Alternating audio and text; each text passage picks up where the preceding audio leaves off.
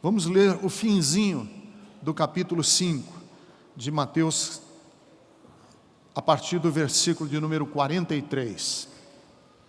Bom dia, queridos, a paz do Senhor Jesus.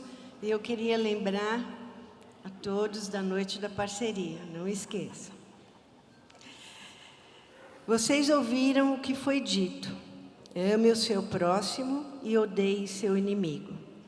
Mas eu lhes digo: amem os seus inimigos e orem por aqueles que os perseguem, para que vocês venham a ser filhos de seu Pai que está nos céus. Porque Ele faz raiar o seu sol sobre maus e bons, e derrama chuva sobre justos e injustos. Se vocês amarem aqueles que os amam, que recompensa vocês receberão? Até os publicanos fazem isso. E se saudarem apenas os seus irmãos, o que estarão fazendo demais? Até os pagãos fazem isso. Portanto, sejam perfeitos, como perfeito é o Pai Celestial de vocês. Amém. Obrigado, Amém. Célia. Dá-nos, ó Deus, iluminação, compreensão, largueza na nossa percepção da palavra de Deus. Que hoje aqueles até mesmo, homens e mulheres que não estão acostumados com a linguagem religiosa, sejam alcançados por aquilo que vamos falar. Eu te peço em o nome de Jesus. Amém. Eu acho que todo mundo almeja a perfeição. Os artistas buscam a perfeição.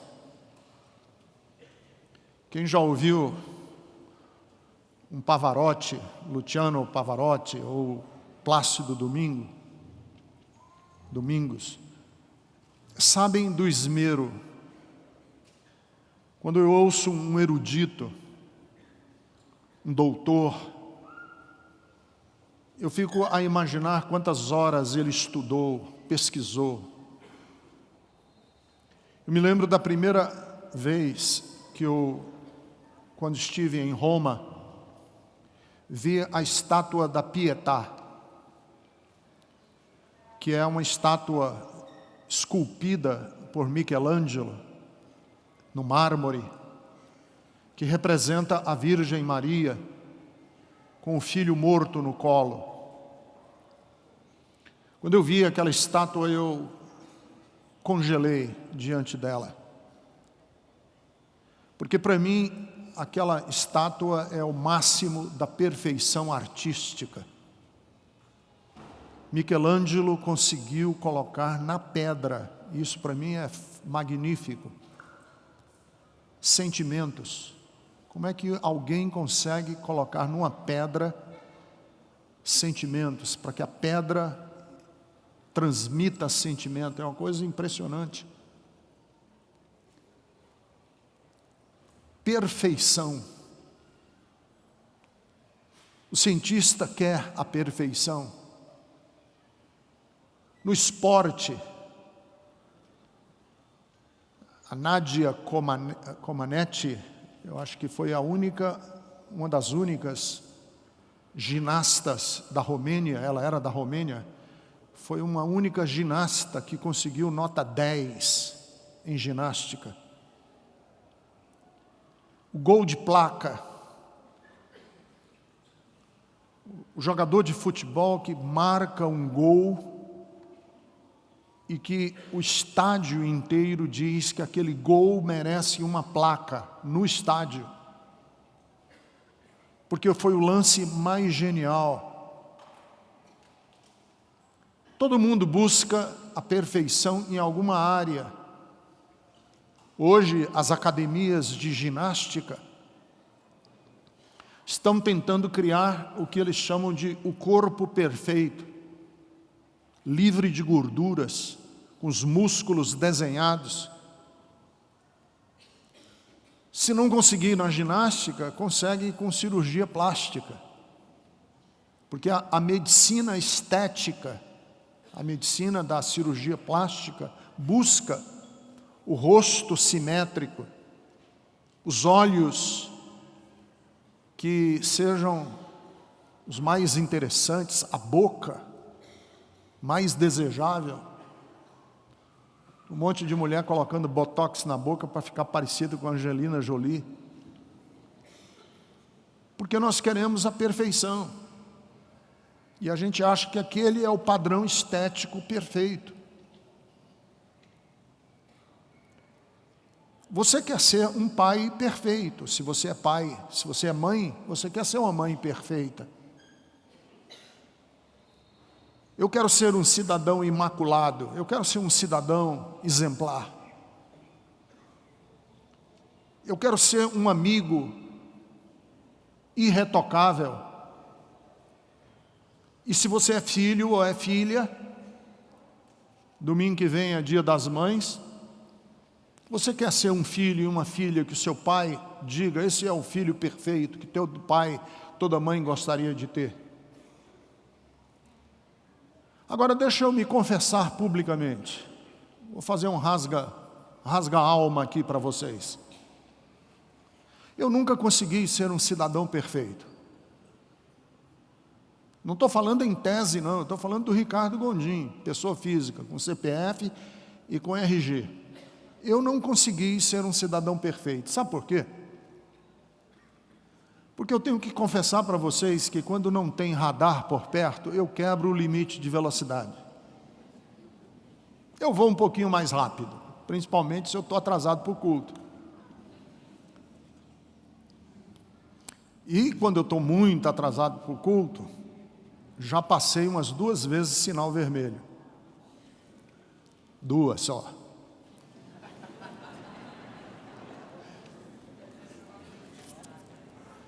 Ó, já acabei de não ser perfeito de novo, porque eu acabei de mentir. E quem mente não é perfeito. Eu não consegui ser um marido perfeito. Porque muitas vezes eu fui frio com a minha mulher, com os meus filhos.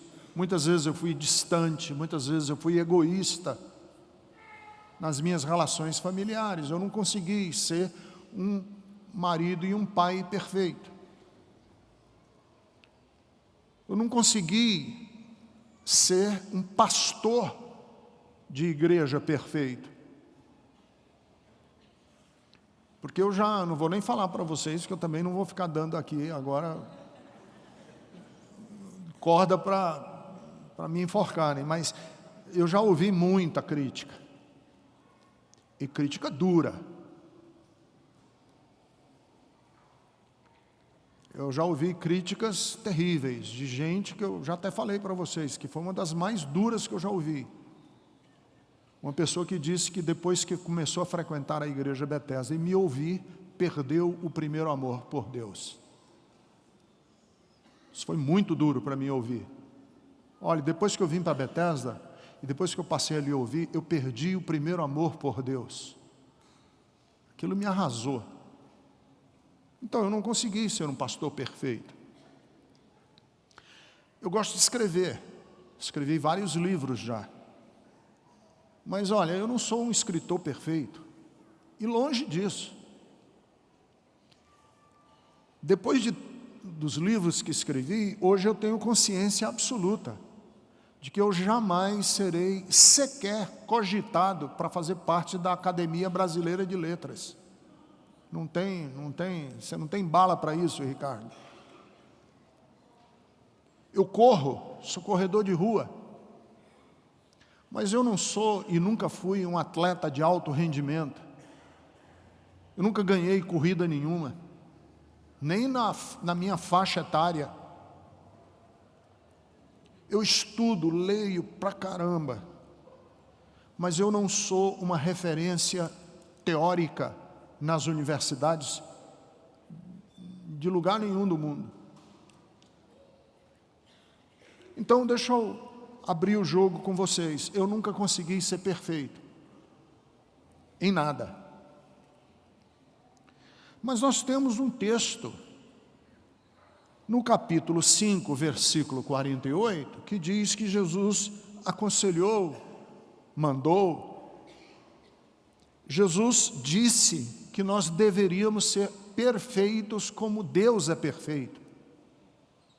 Está aqui no texto, capítulo 5, 48. Portanto, sejam perfeitos como perfeito é o Pai Celestial de vocês. Jesus coloca diante de nós um alvo. Ser perfeito como perfeito é Deus. Vamos convir que esse alvo é alto demais, ou é longe demais, ou é difícil demais. Ele colocou o sarrafo muito alto. Ser perfeito, eu não consigo ser nem perfeito como perfeito é o fulano de tal, o Beltrano, como mais ser perfeito como Deus? Será que Jesus entendeu, ou entendia, que dar uma ordem dessas pode ser um peso demasiadamente alto sobre os meus ombros? Como é que Jesus cobra de gente que é inadequada, de gente que tem um monte de problemas, que eles tenham um nível de perfeição de Deus, que é um absoluto, é um nível de perfeição absoluta. Eu acredito, quando leio esse texto, que quando Jesus fala de sejam vocês perfeitos, no contexto que foi antes lido, ele estava falando do amor. Quando ele disse, vocês ouviram o que foi dito? Amem o seu próximo e odeiem o seu inimigo. Pois deixa eu dizer para vocês. Vou dizer outra coisa. Amem o inimigo e orem pelo que persegue vocês. Porque amar o amigo, o próximo, gente que me faz o bem, não tem virtude nenhuma. Isso é um dever. O belo, o bonito, o nobre é a gente conseguir amar o inimigo, porque é assim que Deus ama. E como é que a gente sabe que Deus ama os seus inimigos? Porque Ele faz o sol vir sobre maus e bons.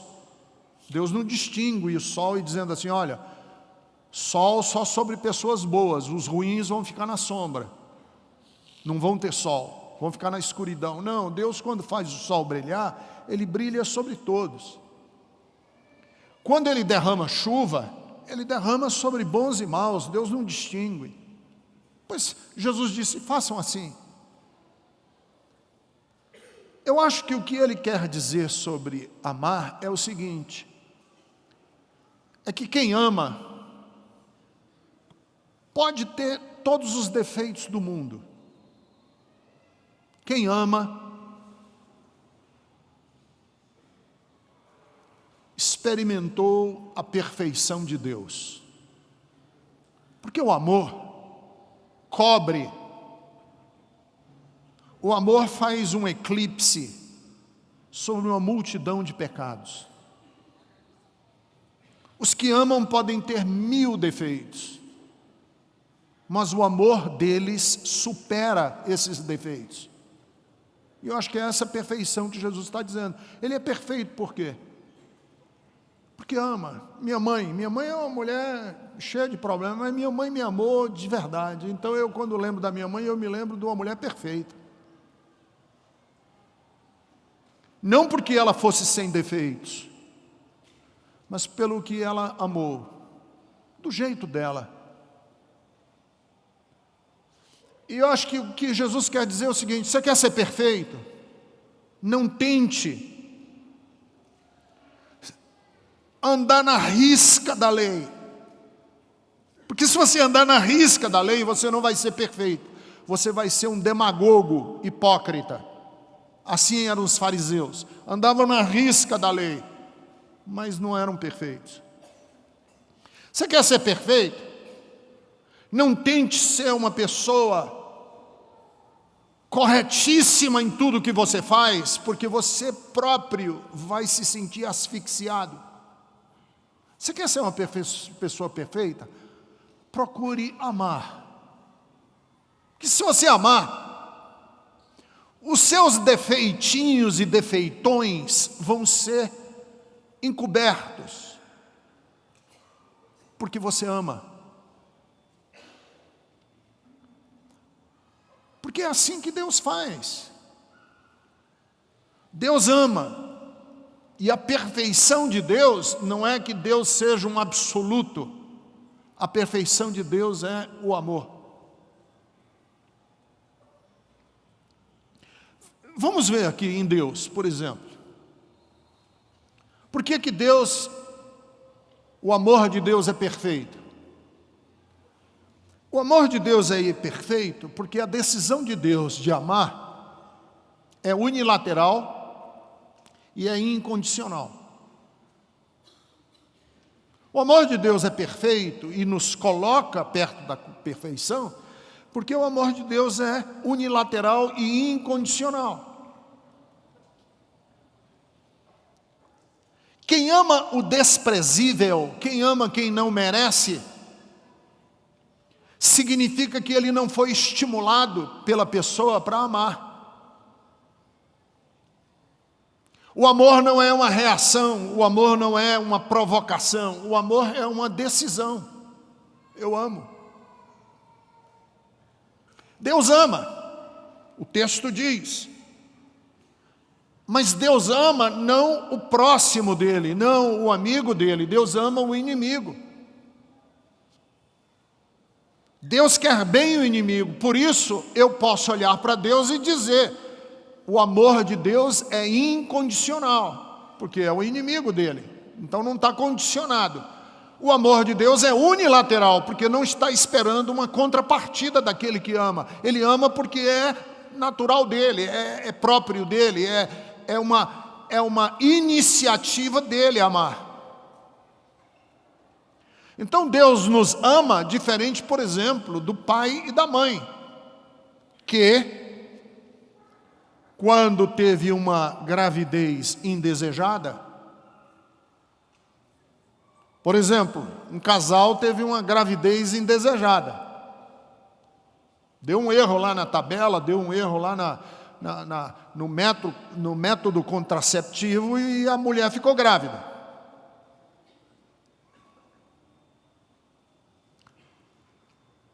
Essa criança, desde a sua gestação,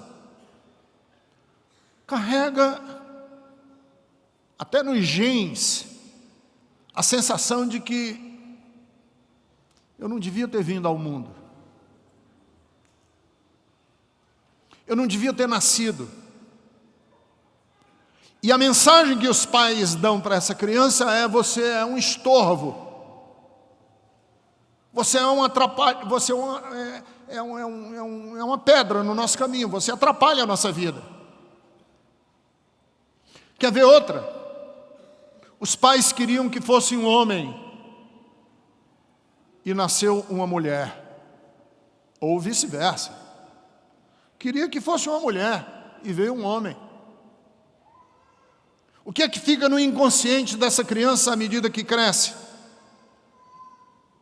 Se você não tivesse nascido, não faria muita diferença para a nossa família. Deus ama diferente disso.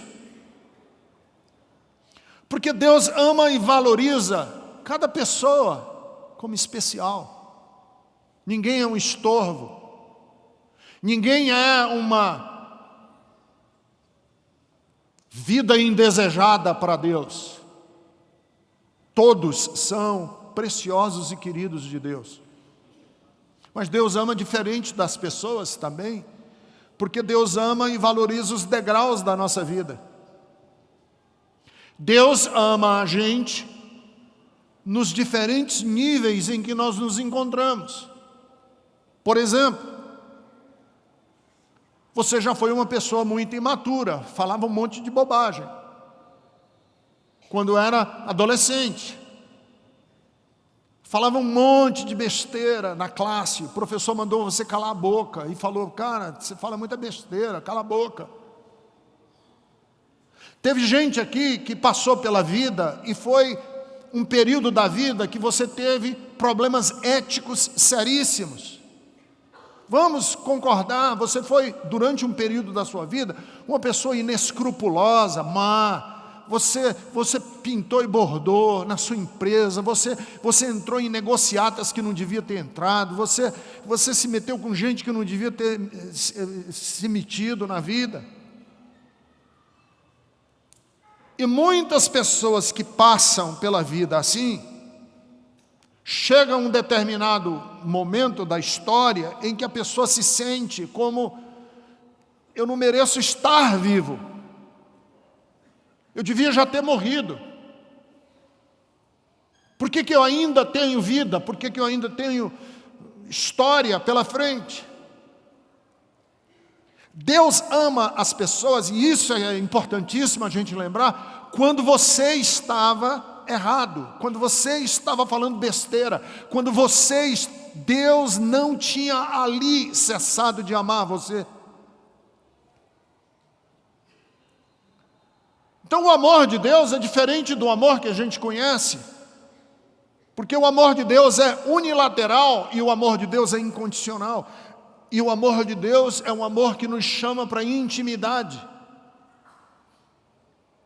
As músicas que nós cantamos aqui na Bethesda, elas não são para encher o tempo. Elas não são para colorir a reunião.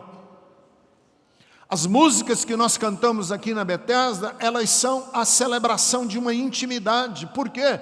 Porque nós entendemos que Deus nos ama chamando para a intimidade. Talvez você esteja aqui hoje de manhã e você foi criado num lar que não tinha conversa, que não tinha afeto. Eu conheço gente que me diz: eu nunca ganhei um beijo, um abraço do meu pai, nunca recebi um bom dia dentro de casa. Eu conheço gente que diz: eu nunca recebi uma só expressão. Meu pai não sabia nem onde eu estudava, meu pai não sabia nem em que ano eu estava no colégio. Pelo contrário, a minha vida inteira eu só ouvia dos lábios do meu pai e da minha mãe expressões do tipo: desastrado, desastrada, você não vai dar para nada na vida, você vai ser uma vergonha para nós. Foi a única coisa que eu ouvi a minha história inteira. E de repente você agora é apresentado a uma dimensão de amor que não só não tem essas expressões, mas uma expressão de amor que chama para a intimidade, para o afeto, para dizer te amo, para dizer tu és necessário em mim, para ouvir expressões de que não, eu não sou um desastrado e eu não sou um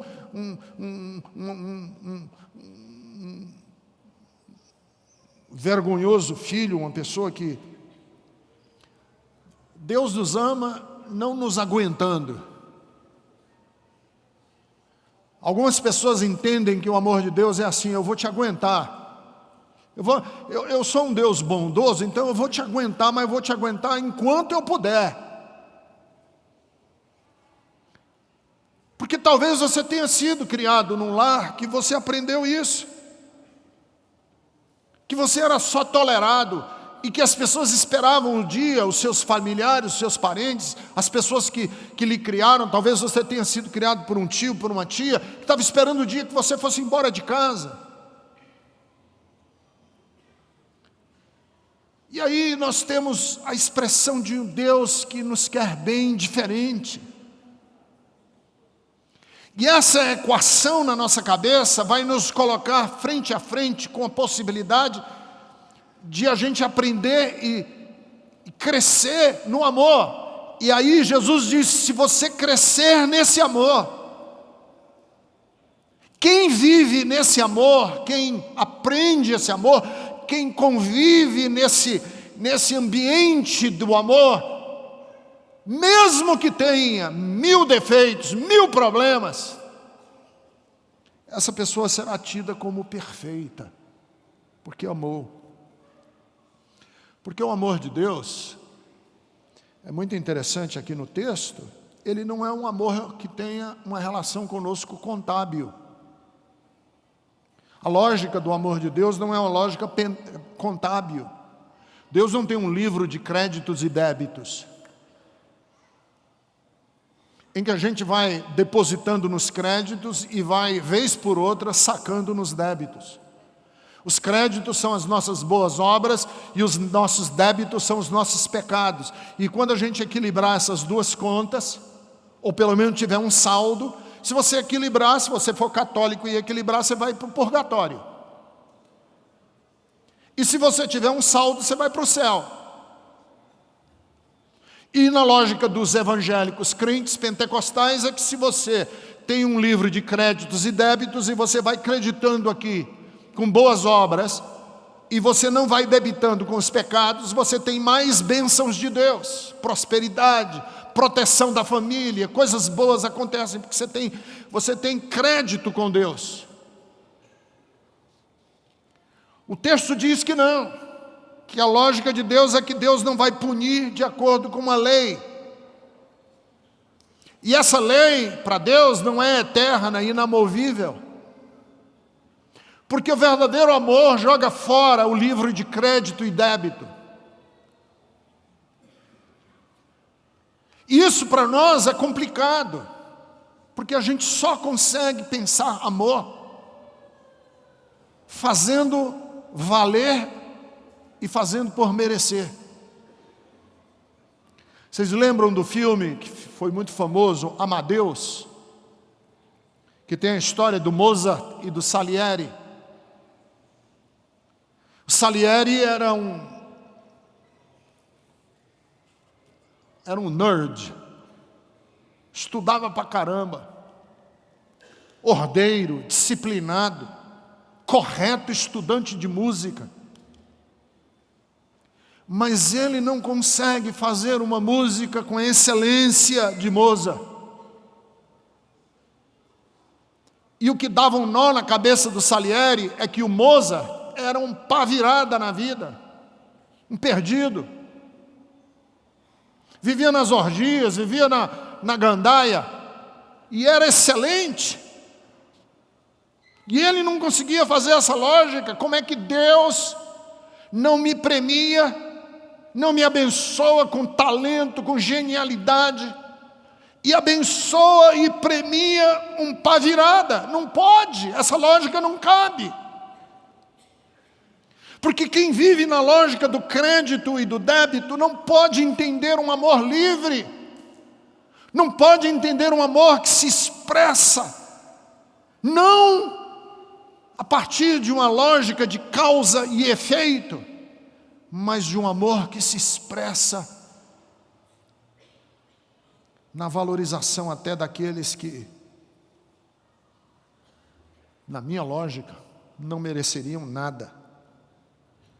Muitas vezes eu fico sem entender o porquê de Deus ser bom com gente que, no meu entender, devia ser punido. Está errada aquela teologia da prosperidade neopentecostal. Eu ouvi essa teologia muitas vezes, as pessoas dizendo assim: Deus tira dos ímpios para dar para os bons. Vocês já ouviram isso? Deus tira do ímpio para dar para o bom. Está errado. Deus dá e abençoa o ímpio. E nós que nos consideramos bons, entramos em crise. Porque a gente se acha bom. A gente se acha perfeito. E a gente não consegue entender por que é que Deus é bom com todos. Aí eu entendo a cabeça das pessoas hoje em dia, que conseguem ser carinhosas com cachorro e com gato, mas não conseguem ser com gente. Por quê? Com cachorro e com gato a gente consegue ser bondoso, e com gente a gente é implacável. Porque com gente a gente faz juízo, a gente julga, e a gente acha que o outro não pode ser abençoado. O outro que tinha que ter câncer, o outro que tem que pegar hemorroida. No Antigo Testamento era comum as pessoas orarem para Deus dar hemorroida para os inimigos. Senhor, não quero muita coisa ruim para ele não. Eu só quero que ele tenha hemorroida. Tem gente que é extremamente cuidadosa com o carro. Passa flanela nas rodas e lava e cuida do automóvel. É extremamente generosa e cuidadosa com a coleção de copinhos que tem em casa. Mas é fria e intolerante com as pessoas. Porque os copinhos ficam lá na prateleira e a gente limpa e cuida. E o carro a gente dá um polimento e leva e troca e melhora as rodas e compra rodas mais bonitas. Porque a nossa relação com o carro, com cachorro, com gato, não tem esse juízo que a gente passa nos outros. Esse aí não pode ser abençoado.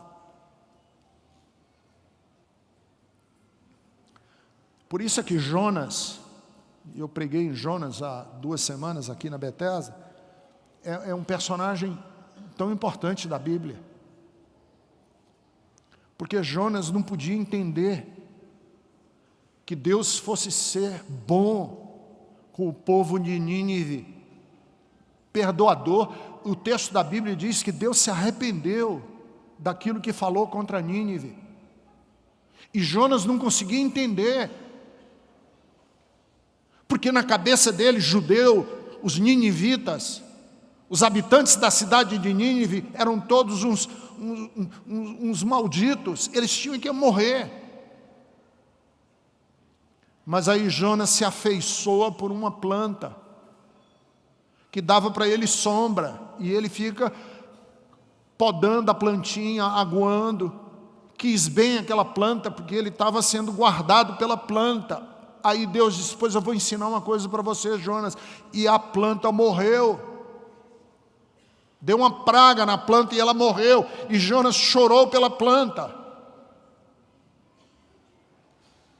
E Deus diz para Jonas: Jonas, você tem pena de uma planta, embora você não tenha feito ela crescer, embora você não tenha tido gerência sobre a vida dessa planta. Deixa eu te dizer uma coisa, ela nasceu num dia e morreu na noite, mas era uma planta.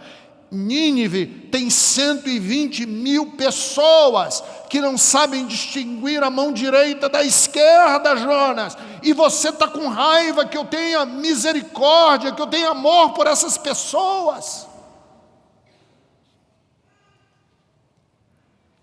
Uma vez veio uma mulher na Bethesda, há muito tempo, faz tempo isso. Ela veio na Bethesda dizendo que Deus tinha aparecido para ela na cumieira da casa dela, e que ela andava pelo Brasil mandando recado.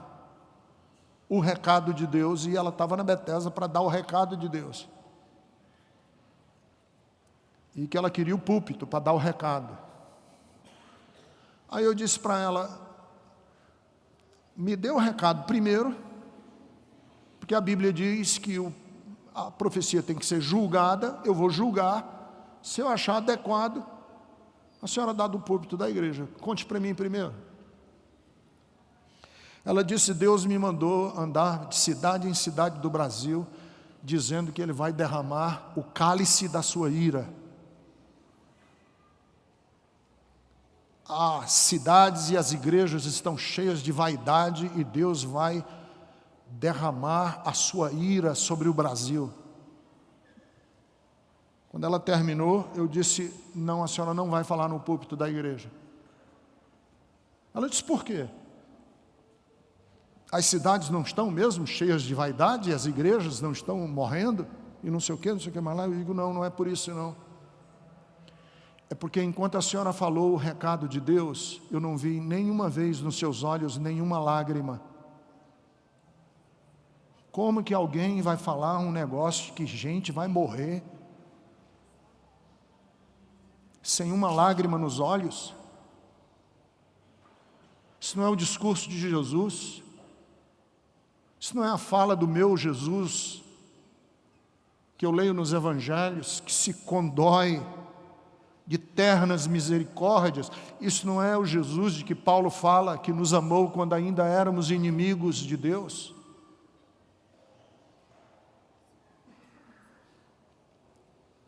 Você pode me perguntar: pastor, como é que alguém pode ser perfeito no amor? O amor pode ser considerado perfeito quando a gente consegue ver o melhor nas pessoas e não o pior.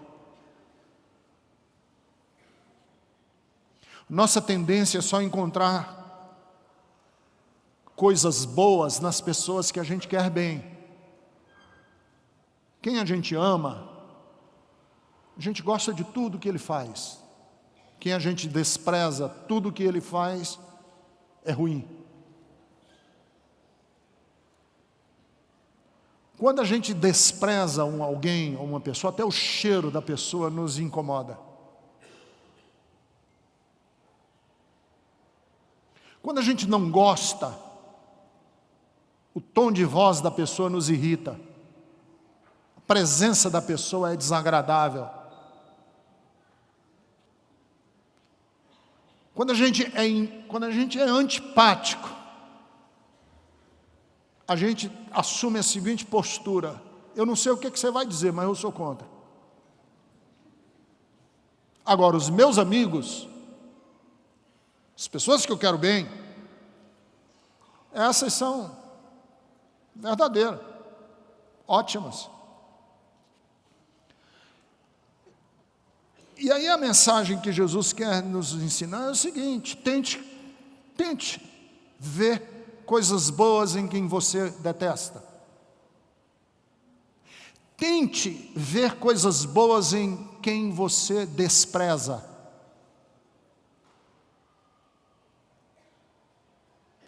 Jesus viu o melhor nas pessoas que nem eram lá essas coisas todas. Por que vocês acham que Jesus entregou a tesouraria do grupo para Judas? Porque Jesus conseguiu ver em Judas o que os outros não viam. É como um professor de escola que chama o pior aluno para ajudar ele a fazer a chamada.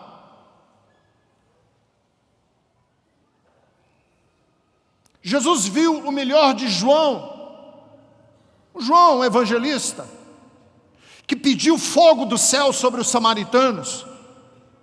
Você sabe como é que Jesus viu o melhor de João? Porque na cruz, Jesus entregou a sua mãe, a Virgem Maria, aos cuidados de João. E disse: João, aí está a tua mãe. E disse para Maria: Maria, aí está o teu filho. Preciso ver o melhor. É preciso enxergar o melhor no outro, para poder entregar os cuidados da sua mãe. Jesus conseguiu ver o melhor de Pilatos. Jesus conseguiu ver o melhor de Herodes. Jesus conseguiu ver o melhor dos soldados que o crucificaram. Como que Jesus conseguiu ver o melhor nessas pessoas, que para mim e para você era um inferno que eles mereciam? Porque na cruz ele diz: Pai, perdoa eles não sabem o que fazem.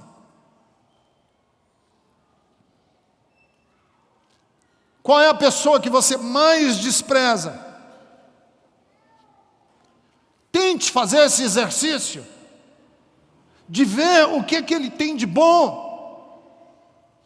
Porque quando a gente faz isso, aí nós saímos do amor que é mera reação, nós saímos do amor que é mera resposta instintiva, e nós começamos a amar de verdade. Porque cada pessoa tem coisas boas dentro dela, e Deus olha para você hoje à noite aqui, hoje de manhã, e não vê você um pecador, perdido, condenado, não. Deus vê em você uma pérola a ser resgatada. Deus vê em você um potencial a ser investido. Deus mobiliza céu, anjo. Deus mobiliza uma igreja. Deus monta uma igreja. Deus faz o que for necessário para que você que está aqui e que experimentou a vida inteira o desprezo, se sinta pela primeira vez, talvez, na sua vida, amado e querido.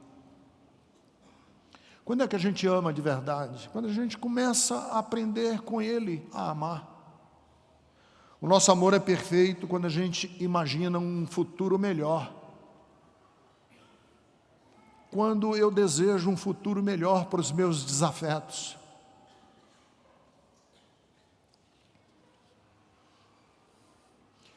Quando a gente amaldiçoa, quando eu amaldiçoo alguém, o que eu estou dizendo com a minha maldição? Eu digo assim, se eu chegar para alguém que fizer um mal para mim, e eu disser para ele assim, eu te amaldiçoo, o que eu quero dizer com isso? Essa palavra, eu te amaldiçoo. Eu quero dizer para essa pessoa que eu quero que o futuro dela seja um futuro de desgraça. Quando eu abençoo alguém, o que eu estou, na verdade, querendo dizer é, eu quero que o seu futuro seja de paz. Qual é o melhor projeto que eu tenho para o meu inimigo? Que ele se desgrace? Qual é o melhor projeto que eu tenho para o meu inimigo? Que ele experimente a ruína? Que a vida dele seja miserável? Ou você prefere que ele mude e que ele tenha um futuro diferente? O que você prefere para o seu inimigo? Eu até pensei em 2 tipos de oração que a gente podia orar hoje de manhã aqui. A primeira oração, deixa eu dizer o que a gente poderia terminar o culto hoje de manhã aqui orando. Senhor, Tu sabes que eu fui enganado, eu fui defraudado, fui maltratado por... Aí você põe o nome da pessoa aí, tá bom?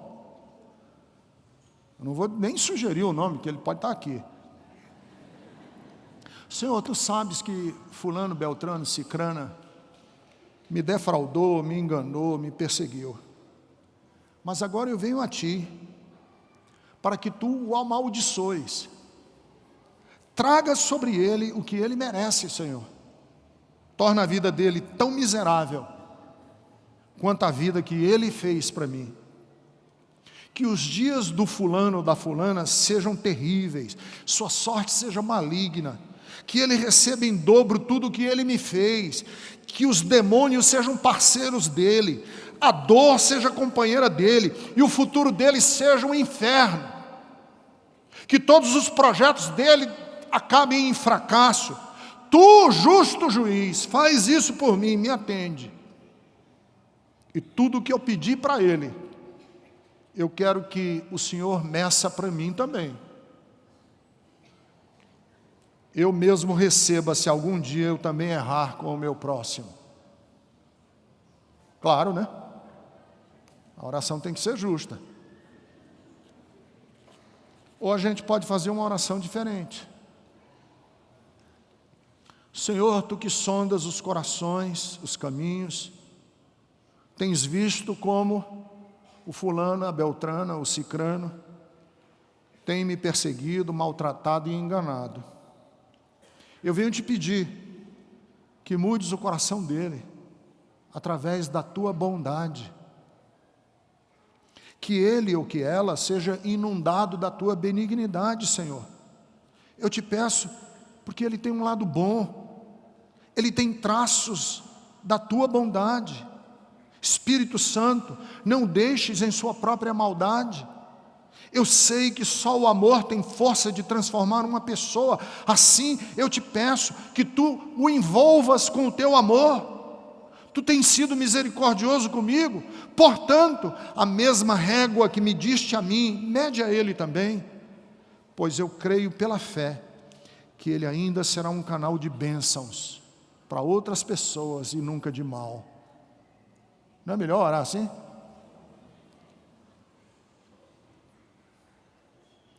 Porque a única prática que tem força de transformar o mundo é a prática do amor.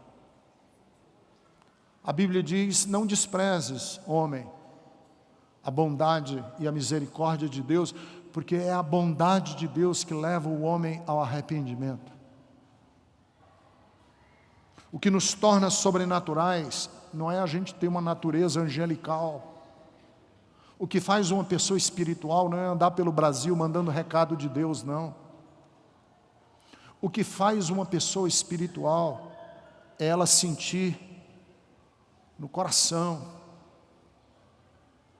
o amor de Deus, mas sentir o amor de Deus não por aqueles que me fazem bem, porque o que faz o bem para mim não tem virtude nenhuma nisso. O pagão ama assim. O sistema do mundo diz que as pessoas valem pelo que elas possuem. Deus quer que a gente aprenda a valorizar as pessoas por quem elas são. O sistema do mundo diz que o comportamento mais sensato é guardar. O de Deus diz que a coisa mais linda que tem é quando a gente se doa. O sistema do mundo diz que quanto mais a gente tem poder, mais a gente manda. Jesus quer nos ensinar a servir e a nos doar. Ama assim. E eu garanto a você que mesmo que você tenha uma montanha de pecados, quem amar assim, Deus o terá por perfeito. Porque em 1 de João capítulo 4 diz: aquele que ama é nascido de Deus, porque Deus é amor.